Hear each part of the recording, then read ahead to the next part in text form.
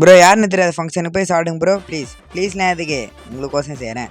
பார்த்தீங்கன்னா நம்ம எத்தோடனே ஒரு கல்யாணத்துக்கு தான் போனோம். யார் கல்யாணம்னே தெரில. நம்ம ஏதோ ஒரு கண்ணில் மாட்டிச்சு அந்த கல்யாணத்துக்கு தான் போயிருக்கோம். அதே மாதிரி ஒரு லைக் பட்டன் மட்டும் அமுக்கிட்டு சப்ஸ்கிரைப் பட்டன் அமுக்கிட்டு பார்த்தீங்கன்னா கொஞ்சம் நல்லா தான் இருக்கும்.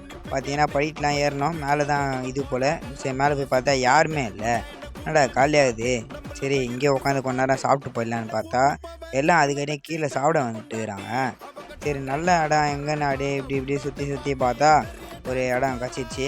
அப்படியே நாங்கள் எல்லோரும் 4 பேர் உட்காண்டோம். நாங்கள் ஃப்ரெண்ட்ஸுங்க கூட வந்திருந்தோம்.